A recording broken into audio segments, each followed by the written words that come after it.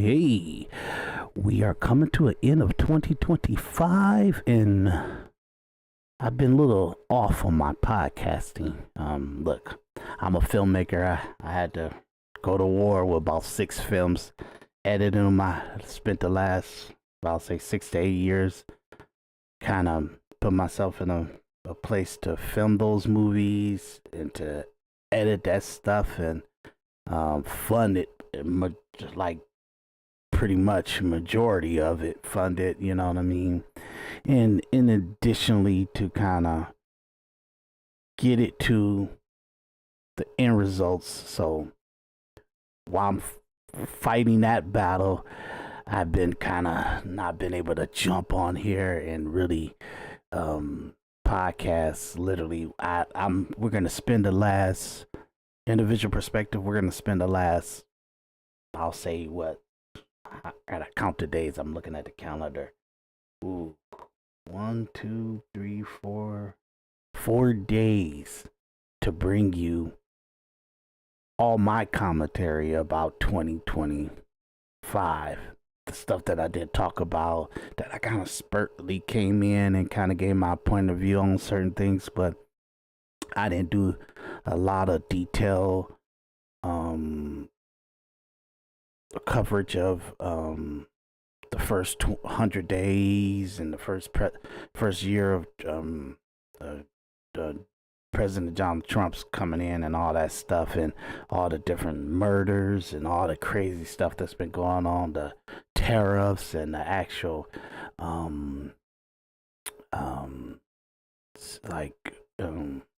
National Guard stuff and the country, the world, the Ukraine and war at Russia stuff. I haven't really did coverage of that like I really truly wanted to, but I had to stay focused and try to get my films to where they needed to be so I could kind of push them along. That was a lot of, and then plus I had to rebuild my economic status from the last 6 to 8 years of doing those films, because I really put myself in a major financial crunch. That's a whole nother story. You could go look at Daris D Entertainment, and I kind of give a little rundown on that stuff. But Individual Perspective Podcast is for news coverage. We do react videos and reviews, and I give you my commentary on just having an individual perspective, an individuality about yourself. And sometimes I get away from it because I'm doing what I'm doing, but I always I use life and the different things that going on in life to show the structure of an individual perspective and why it's necessary and why it must be fought for. Most people will live and die and never really truly be an individual. They're a product of their parents, they're a product of their environment, they're a product of their education, they're a product of the society or the community or something like that. But the true thing is, to become an individual, you have to kind of throw away everything. You have to almost go on attack against your parents, against your community, against the society, against your leaders, against everything that you know, your education, everything. You have to almost be in opposition, fully in opposition of it, to give it validity. In order to validate something, you have to take it through the Socratic method. You know, it's a Socrates way of thinking, you know, and I think that's lost. And Individual Perspective Podcast is to bring that back to the average person. I fight for the average human being. I do not care about anomalies. Anomalies are how we ran the world, how we ran society, how we communicate the value of each other. We go upon who's the anomaly and how the anomaly moves. And that's not factual or valuable for everybody. No matter if you're a successful person or you're a failure, you get what I'm saying? We all kind of go off of what's most likely the basic line. What's the most baseline? And if you don't know what your baseline is, you can never jump. You can never move up. You can never progress yourself. You can never fight for something that's yours. You can never fight for your identity and fight for your goals and focus yourself on what's your driving force and what's purposeful to you. You will never be able to do that if you don't know where the baseline of humanity is. And I think us having an understanding of the baseline of humanity is really, really terrible. I called this episode "Do Not Be Influenced." And what I mean by that is the influence warfare, you versus them. That means you as an individual versus all these celebrities, all these highfalutin, high status people, the podcasters, all of this stuff. These are your enemies until proven otherwise. I don't care if you like them. I don't care if they make you laugh. I don't care if you enjoy the show. I watch podcasters that I enjoy them. I watch them on a day-to-day basis and stuff. And I'm very supportive in a viewingship of them, but I always, every word that comes out their mouth, every conversation that they have, I'm always analyzing. Am I being influenced, or is it logical? Is it substance? It does it have validity to it? And I feel that people are in such a whirlwind of being influenced that they give validity to everything other people say. And even if it sounds right and sounds logical and sounds humane, it is the most devious trickery, psychological manipulation. And it's that I'm seeing the majority of content media is very influenced to make you ignorant and give you a subjective narrative to what they believe. So my thing is to kind of come on here, and I'm starting this right here. I gotta go. I did a deep dive on that Jeffrey Epstein stuff, man, and I'm telling you, the scary part about it is once you go deep into it, you see how much CIA corruption, like all the manipulation that our government intelligence agency, the stuff that we do to manipulate the citizens of other countries to turn against their government and to be have an objective against each other, the citizens. I'm talking about the citizens. The things that we do to other countries to make the citizens hate each other in order to give disruption and chaos to the government and to the actual standing of the society of that country. The things that we do to other countries intelligent wise, I 100% believe our FBI, our CIA, our NDI, or I'm sorry, National Security Intelligence, or agency, our media, Walt Disney, Paramount, Universal NBC,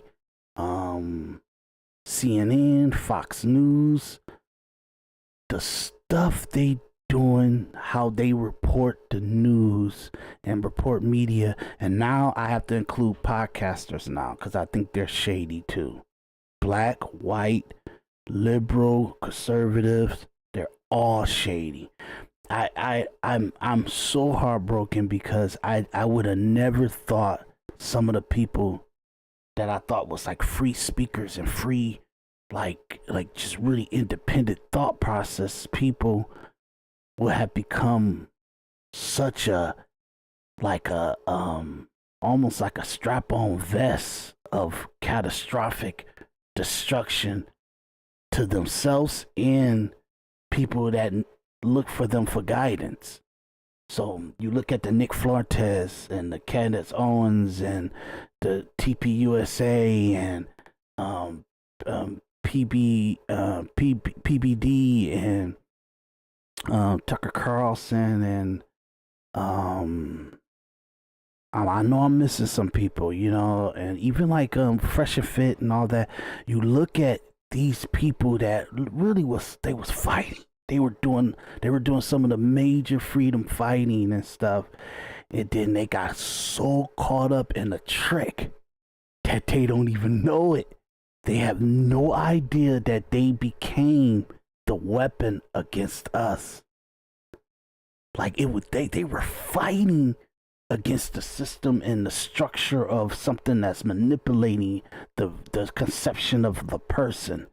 And now they actually became the weapon. Because the trick was, I'm going to make you guys take on a theory that's highly unlikely to be accurate.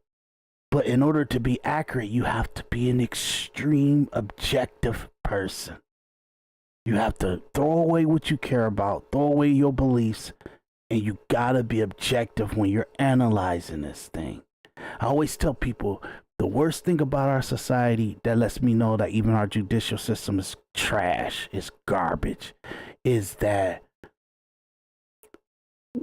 when someone accuses somebody of something, when somebody makes an accusation against someone, it's the job of every human being that observes it and communicates and ingests it to make sure you investigate both parties.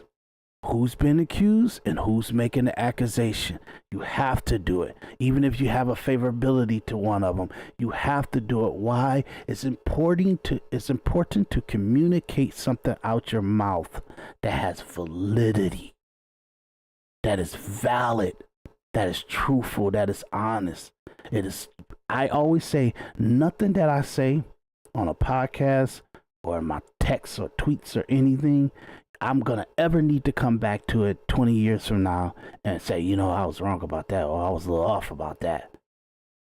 Whatever I said at that time has validity in the structure of communication from now and into forever. And I don't do this as a theory. It's automatically in the way I process. Even when I'm saying stuff fast or I'm doing a quick thought process or something just comes out, it's accurate. Why? Because I have built my individual perspective. That means it's already going through a vetting system. Once I take it in, and before I say anything about it, it's already going through that process and it's automatic. I always say the worst thing about me is that I'm extremely objective. I don't care who you are. I'm extremely objective. My opinion is going to be the right opinion on something, because it's got to hold up under scrutiny. So the reason why I say I'm talking about this is because it's sad. It's very sad. And I'm going to go further into this. Trust me. I know that I got a lot of stuff in the different episodes on Rumble, on YouTube. And to be current will be what I'm saying right now. I want this. The reason why I'm talking through this episode is I want this episode. Do not be influenced. I want this episode to be the jump off point. We're about to go down a rabbit hole. We're about to go through some stuff that is pretty horrific. It's really bad because you got to make a judgment. As I talk, I have to make a judgment on. I can't just say stuff. I can't talk about stuff. So I got to navigate against, like, not passing judgment on certain things, but at the same time being absolute about the judgment I'm making. That way it holds up under scrutiny. So I want this episode to be where I want you guys to understand they got us. And who I mean by they, I'll say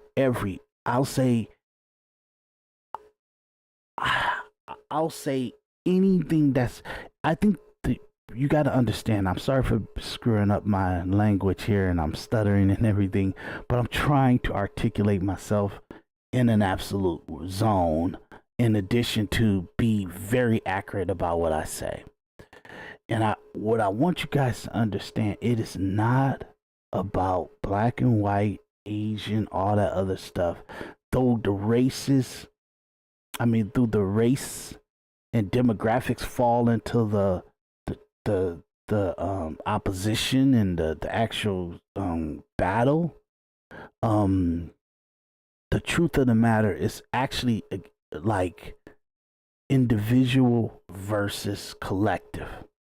That's the war right there. That's the true war. People that are like self-sustainable or not even self-sustainable, let's say like they even if in the hardest of times in their lives, they're fighting for their own identity and their own individuality.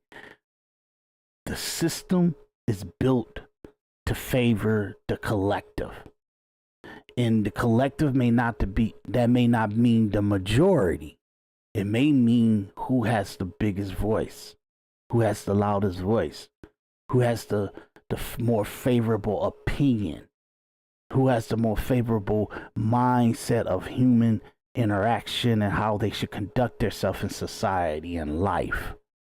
And that could be in an opposition of an individual person. The Constitution, the reason why it was so messy, the reason why the Constitution is debated so messy is because it was never constructed for the majority. It was never constructed for the most favorable. It was constructed for the individual, meaning that the favorable thing is to keep slaves in slavery. The majority thing was to put slaves into existence to progress the making of a country or land. That was the favorable and that was the majority. But the problem that kept rearing its ugly head was that it went against the individual. And no matter who you are, how white everybody was, how racist everybody was, or whatever the perception you want to feel that was going on in 1776 to the 1800s, no matter what you want to perceive that was going on to the 1900s, it came out that it bumped heads and it came total in conflict with individuality. And that's what broke it. That's what broke slavery, was that in order for you to validate your rights and your constitutional rights and your value as a human being, as an American citizen, you cannot let a law do something that could be perceived as valid to do something to somebody else. That's why it broke. That's how good even like racists and slave owners and constitutionists and individualism people that was in the forefathers and everything in the making of our country, the constitutional people that voted for the Constitution, the independence, the Declaration of Independence in the Constitution. The reason why, no matter what, it came out to be something that is for the individual is because every time they debated about something, everybody would say, I don't want that to happen to me. I don't want that to happen to me. I don't want that to happen. Oh, I don't like what you just said. You said something that could be bad for me. Or you just said something that could be bad for me. Or you just said something that could be bad for me. And by the time that they kind of went back and forth with everything, they had made sure that every rule, every law, every amendment or constitutional verbiage or independence Declaration of Independence verbiage was for the individual. And that's why it's the most valid document on earth. We have conflict with the Bible, but logically, I think the Constitution is well structured, that there's not a lot of room for speculation. You know what I mean? And I'm not saying there's room for speculation in the Bible. I'm just saying it could be debated. You know what I mean? Constitution technically can't. I feel like it's very logical, and then yes, I do debate, was it necessary to make any amendments past the original amendments that were structured in the Constitution.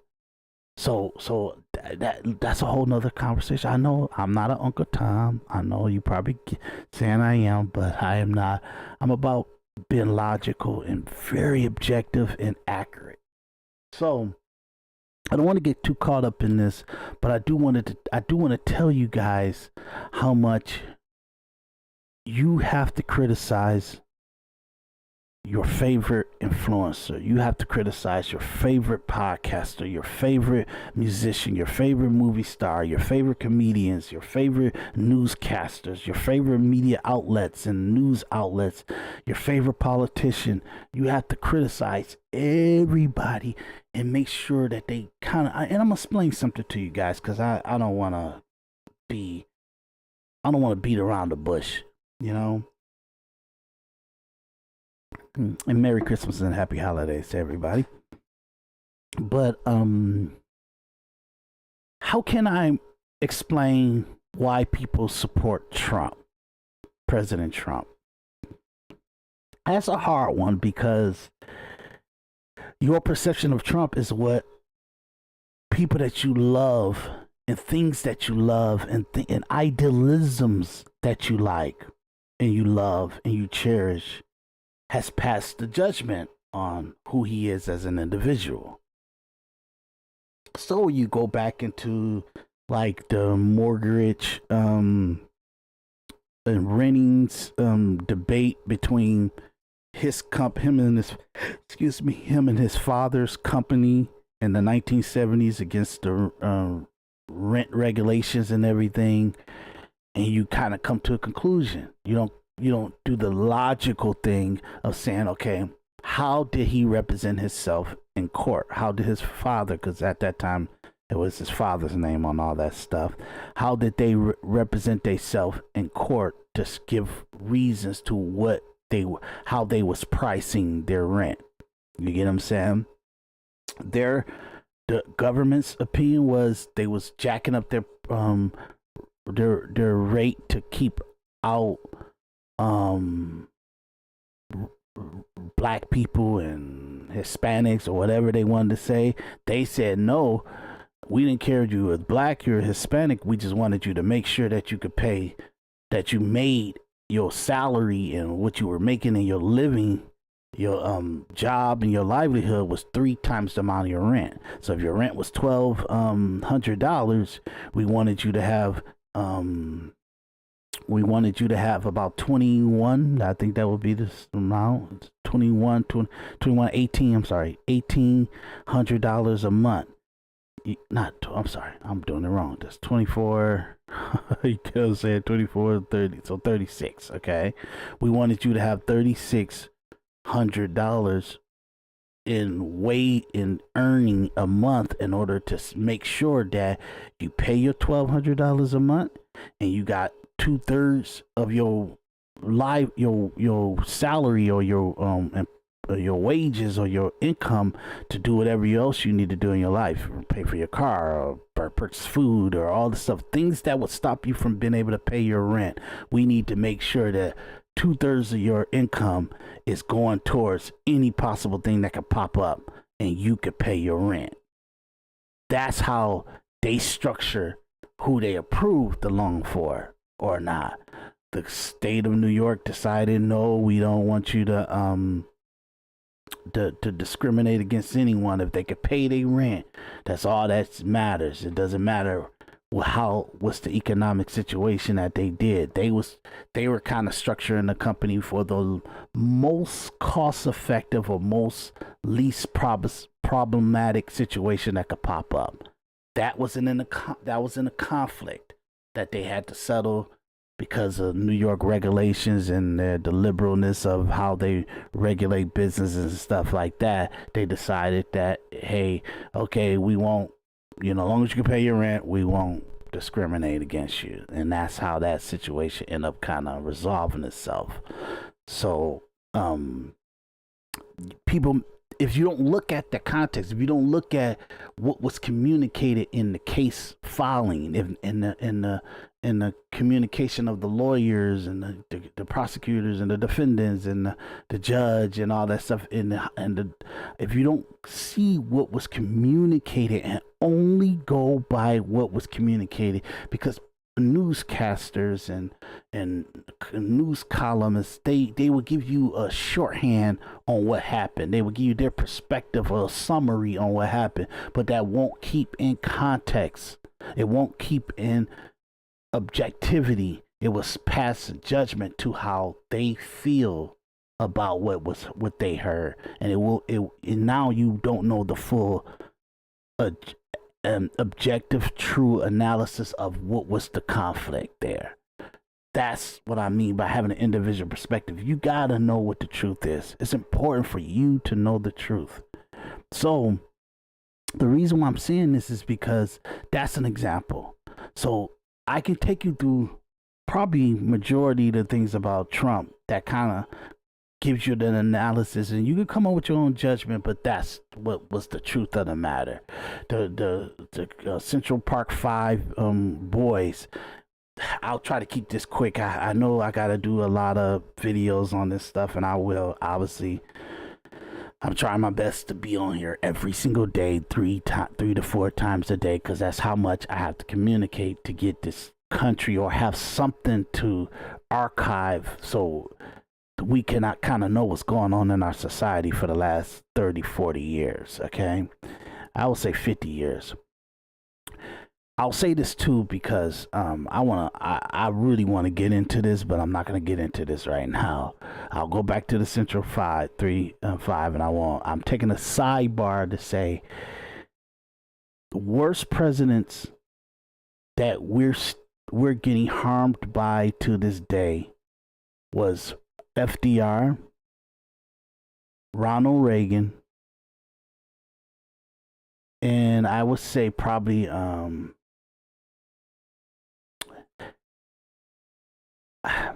not going to pass judgment on that, but I will say FDR and Ronald Reagan. The reason why I won't go further, because I think everything that the other presidents did were subjected to the things that they did. You know what I mean? If you go before FDR, you would have to say the most influential or president that actually had a major influence on what goes on in America or how America conducts itself was Lincoln. He was important. How he moved, how he interacted with the government and what needed to happen to the country. His actions made the country go into a direction, and then FDR kicked in, and then when FDR kicked in, Ronald Reagan kicked in. So certain things that they did, I say FDR and Ronald Reagan for the worst presidents. These are what they did hurt us. Abraham Lincoln helped us. George Washington helped us. No matter what Jefferson or Madison or any of them did after George Washington, no matter what Andrew Jackson and all the other people did after Lincoln, it didn't hurt us. It helped us in a way. You know what I'm saying? But when FDR kicked in, that's how bad it was. When FDR kicked in, all the presidents after FDR had to almost fight against what him and Henry Wallace did. And then everything after Ronald Reagan, everything before Ronald Reagan got affected even more by what he did. And what he did was he almost did a passive aggressive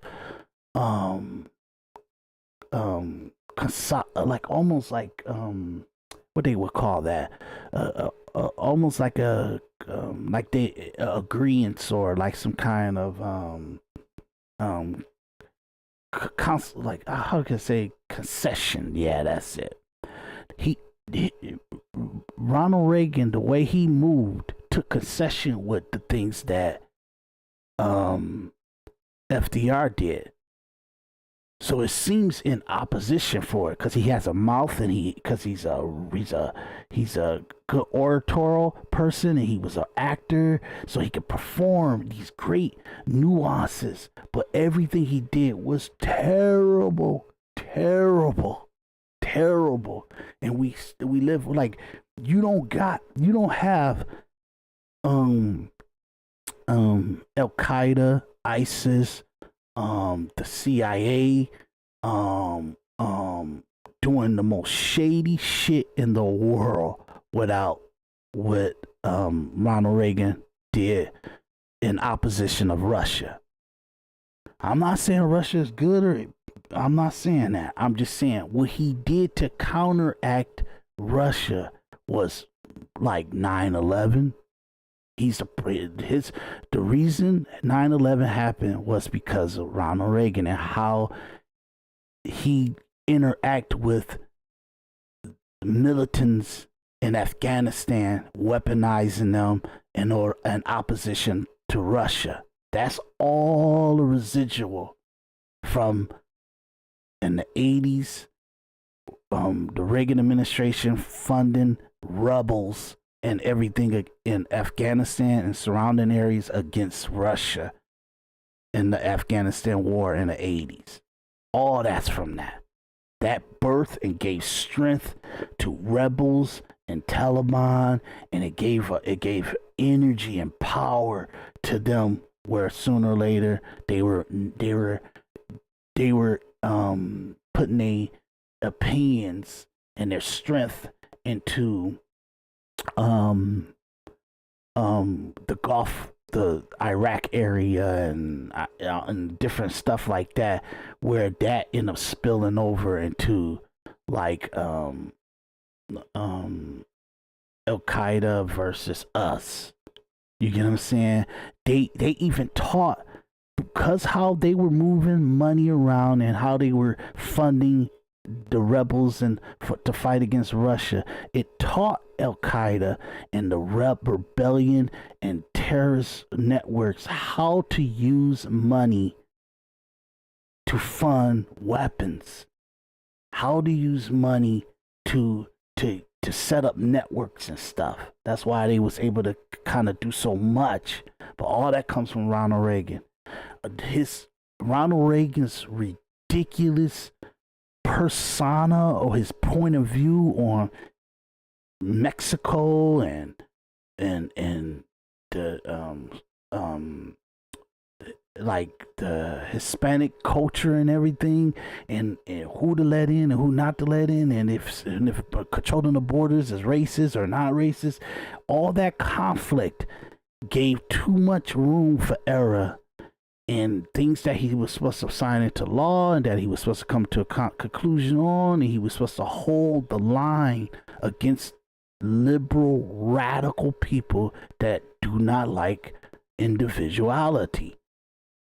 That breeded a court system and a border regulation that really don't make definitive and absolute decisions once a person walks up to or come into the border.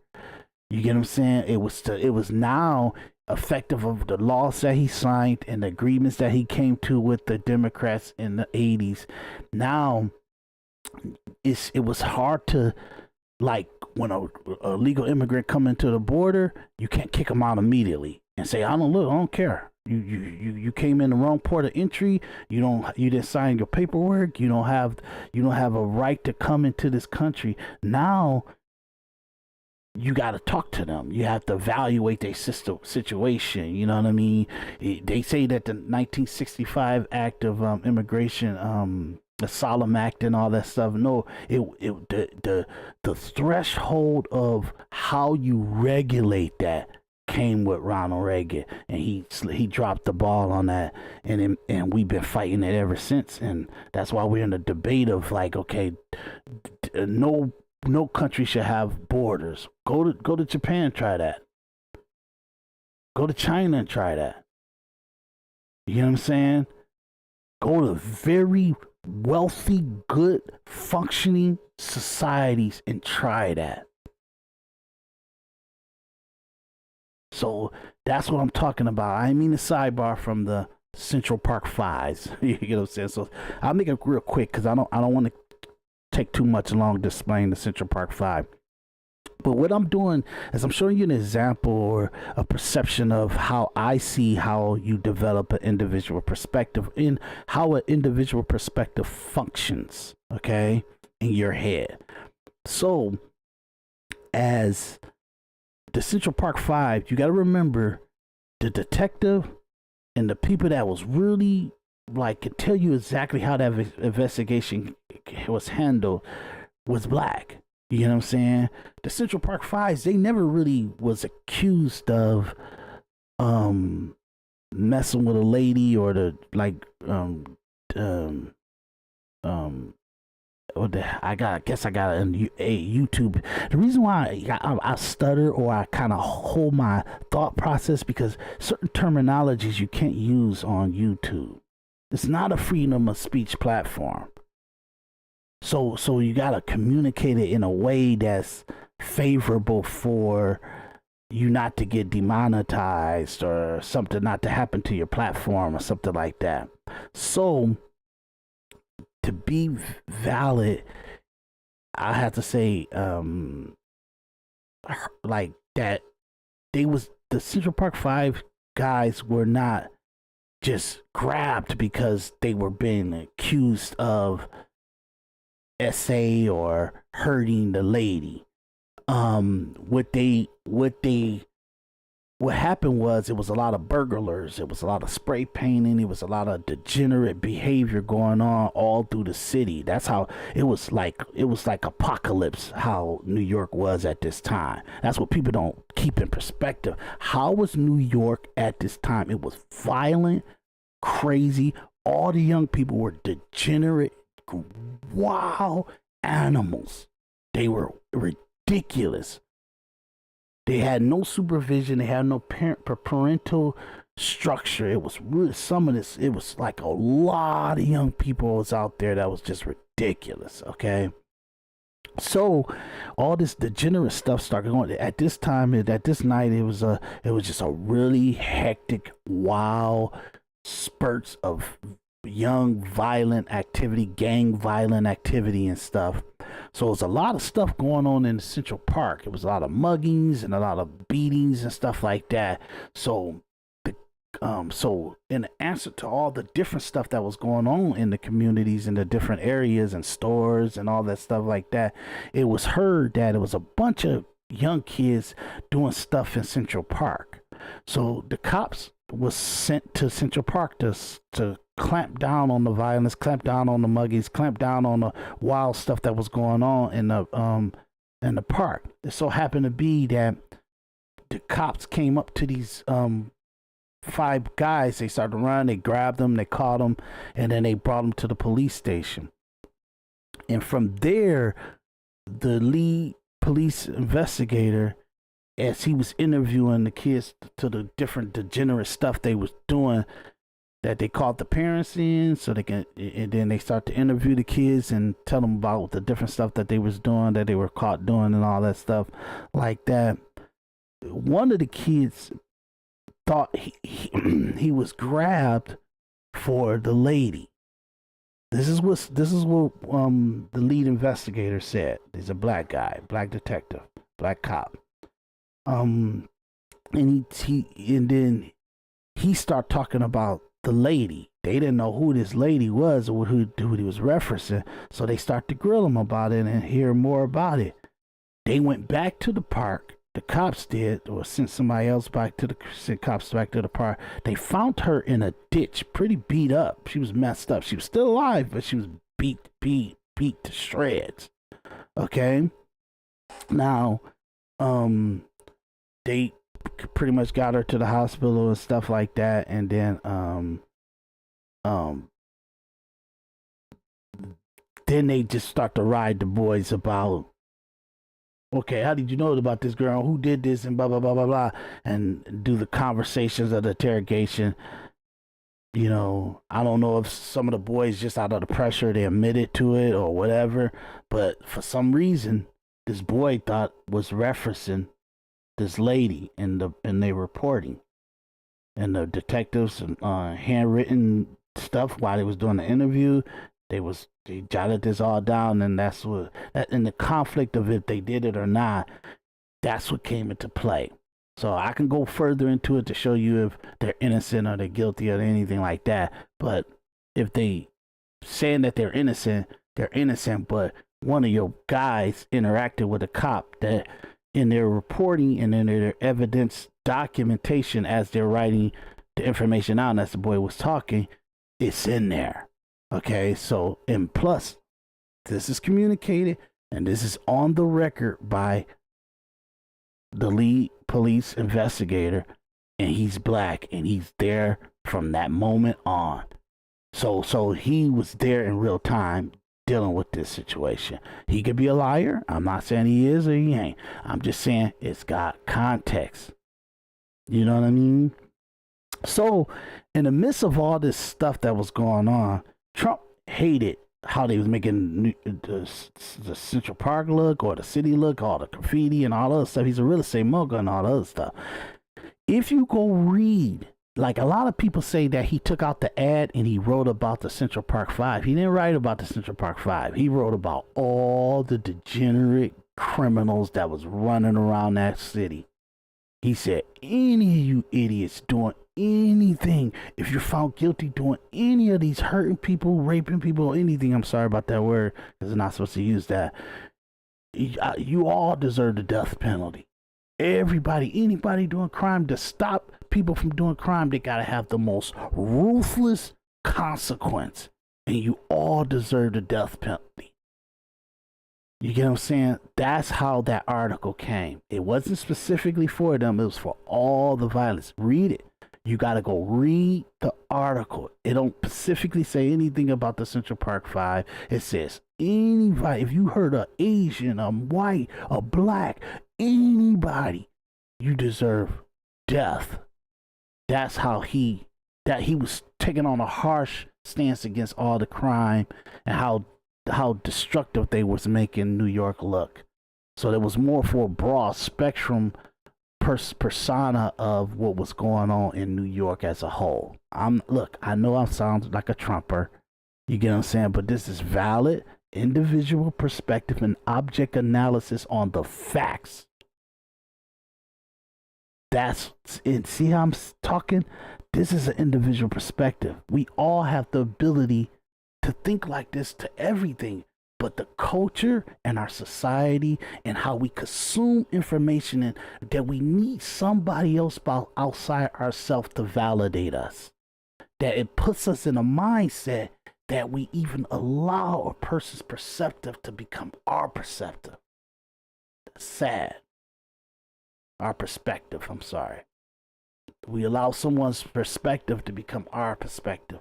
So now you're walking, talking Joe Rogans, you're walking, talking Rachel Maddows, you're walking, talking Don Lemons, you're walking, talking Sean Hannity's, you're walking, talking Rush Limbaugh's, you're walking, talking Steve Bannon's, you're walking, talking George Stephanopoulos. You're not even yourself.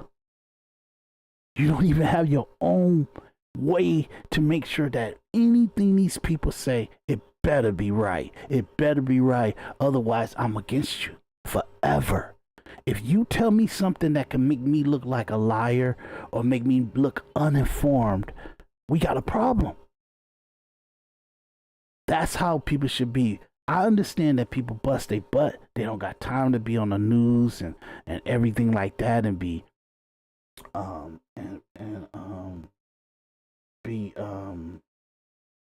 doing their own reporting and everything.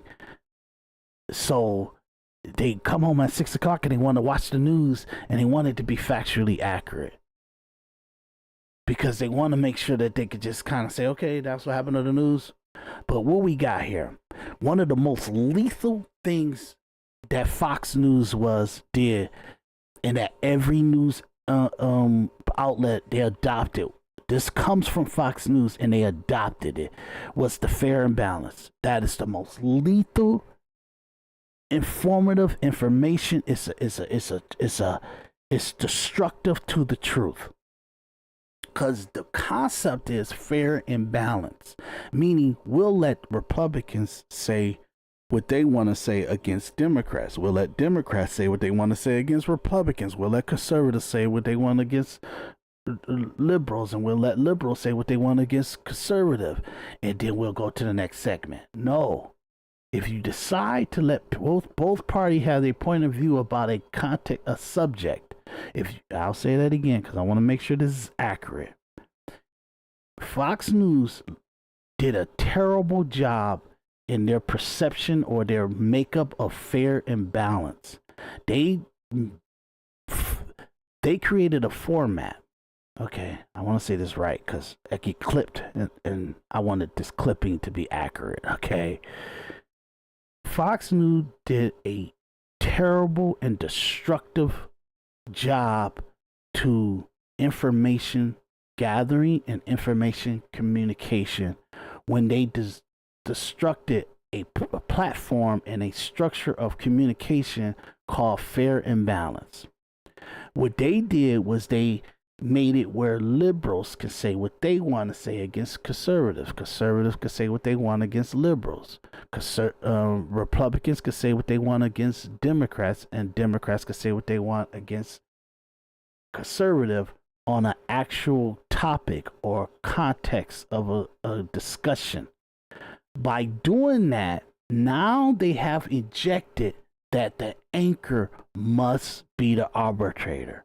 They must be the one that say, that's right, that's false. That's true, that's not. When they decided to take the narrative or the actual balls and strikes in the actual decision making out of the anchor's hand and let the anchor just observe a debate. No. People coming home, they're going to their TV and they're trying to see what the news is of the day.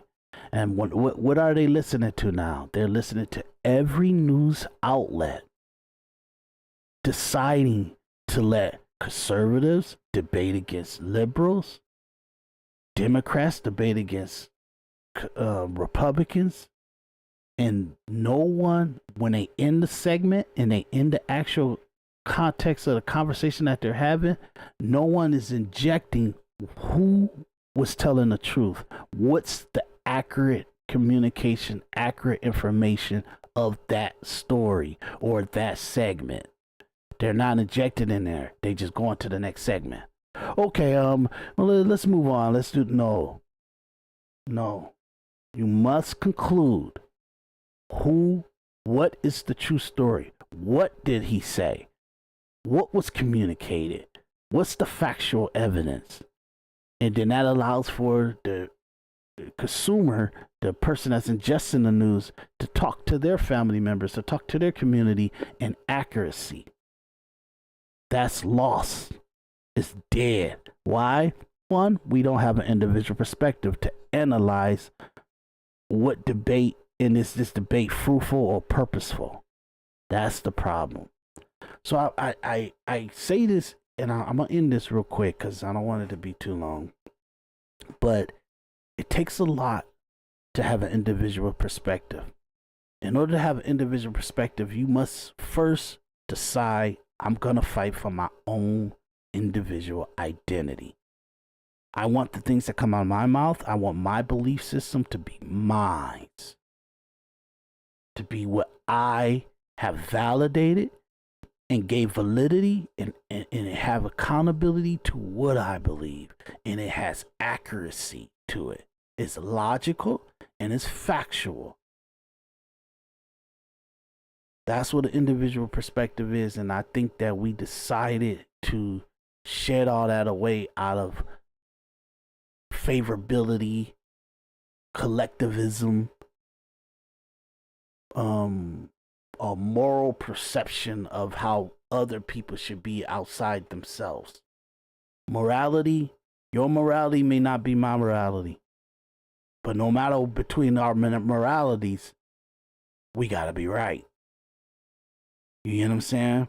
You have to uphold it under scrutiny. That's what an individual perspective is, and I just feel that people don't have their own identity and what they say. I talk to family, friends. I look at people's postings and very powerful, highly intellectual people with so much more funding than I do, much more education than I have, more like just research team and background and everything, and even ability to do this stuff on a day-to-day basis so they can be extremely fluid with it, and they're not hustling and fighting the economic war like I am, and they still come up short. And I could come on and invalidate everything that they said, everything that they do. So individual perspective is to kind of just be some kind of historical archive of what's been communicated, and have someone give a little bit more accurate analysis on it. Like, look, I know that I don't have a lot of followers, I don't have a lot of subscribers. I hope that you guys subscribe. Click the links at the bottom, hit the like, please subscribe. That's the only way I could kind of get certain functions that I could have on the platform, and I can even see who's kind of communicating with me or getting what I'm communicating, or if I'm wrong or right, or if you guys got opinion on it or not. You have to like or subscribe. I need you guys to do that. In addition to, if you get support with super chats or anything like that. Like I said, I'm gonna be going real strong. We're going into 2026, and my goal is to never not do a podcast daily. Maybe on a couple of days a week, I may not do something because it's about 5 hours that I find myself prepping for the show. 5 to 8 hours a day, literally, to prep for the show. That means grab stuff that I want to communicate about and articulate about myself, and plus I gotta mindset myself to be like functioning and verbose in my communication, and to be able to kind of communicate it well to you guys. But that's what I'm trying to do. I need you guys to like and subscribe, please. I need to make more engagement on this platform. I need to grow, I know. But it's not because I'm not accurate or I don't have valid communication, or at least decent communication to what I'm talking about here, that my subscribers or my viewership are low. It's because I haven't. I'm almost not flooding the zone with it, and I promise you I'll be doing it. But if you guys come across this, please do me a favor and just like, subscribe, and support the platform, because all these graphics and stuff, I design this stuff. I make all the thumbnails that you see on the different episodes and everything like that. I make all the graphics, the animations, the intros, the stuff like that, the music, all that. I put all this stuff into this, and I know that it's a lot for me to kind of to set up the next show and all that other stuff. But I'm gonna be unmerciful going forward forever. But also, I would like for you guys to kind of look at what I'm trying to build here. And there's plenty of hours of other stuff that you could look at, previous episodes and everything like that. But we're going to do this as a jump off point going into next year, 2026, because I feel that my first attack has to be influencers. I have to attack the influencers. I think they did a bad job. I think everybody been getting paid, having a good time, having a great lifestyle. And the bad part about it is, the bigger the influencers got, the more economically successful the influencer got, people psychologically stop being themselves and motivating their lives the way that they will motivate themselves for. And it gave a lot of validity and validation to podcasters and people that got opinions and people tell them how to save money or make money and all that other stuff, that they didn't do the most basic and baseline things for their own life. Is don't listen to anyone. You be your own judge. Why would you want to hurt yourself when after you hurt yourself, it's a what have you done for me lately? If everybody's going to have a what have you done for me lately approach to your sacrifice, then sustain yourself. Give yourself strength to endure. And then everybody else reap the benefits of your stability by being in the atmosphere, by being in the environment of your sustainability. I had to learn that the hard way, and I think everybody needs to learn that right now real quick. I'll wrap this up by saying we have 3 generations that are poisoning the future of who's living right now.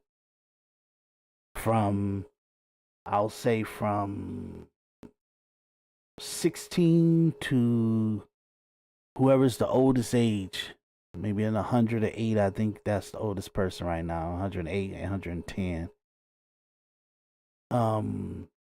You have the baby boomers, Generation X, and the millennials. These people affect all our lives.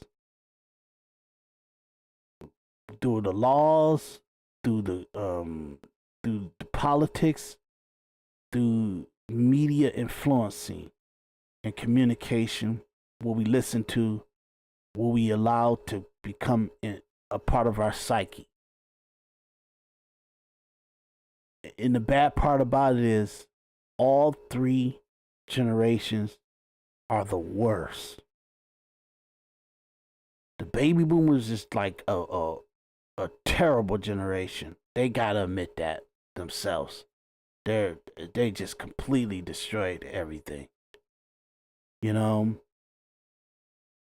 the millennials, they're very bitter.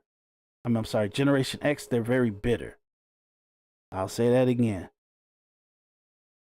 The baby boomers are destructive. They almost like self-destructive people. They're like having a bomb strapped onto their chest, and they're just walking into random rooms and they just wilding out. Catastrophic outcomes. Generation X is almost like they trying to protect themselves, and they're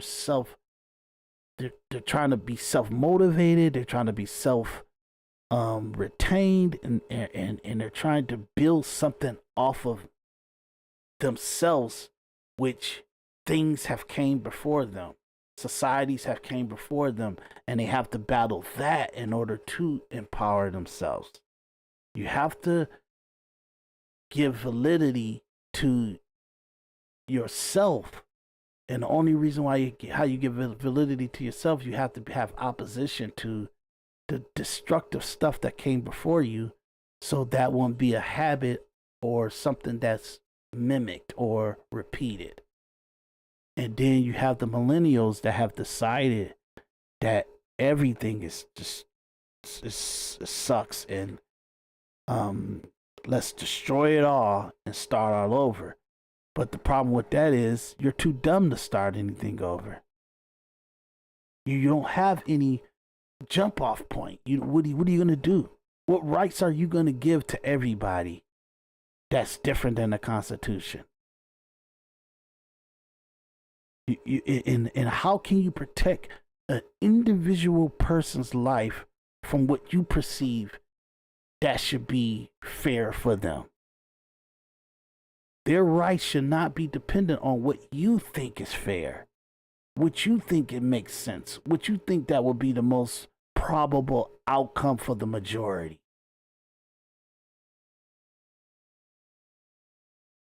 That's the problem. And the way that they live their life, all of them, is completely. It's almost like people having a conversation in a burning house that the flames consumes, and now there's no exit point. So I know I'm being metaphorically too much of everything, but look, that's what I feel it is. We all need an individual perspective, and that's what I'm coming here to provide. My name is Daris D. McKinney. I'm your host, Individual Perspective Podcast. Please, Daris D. McKinney. Daris D. McKinney. Please like, subscribe, comment, please follow. I'll see you guys in the next episode. Thanks for joining us, and let me get my, I won't say first podcast, but it's the podcast that I feel like I'm gonna be consistent from now on. Check you guys out.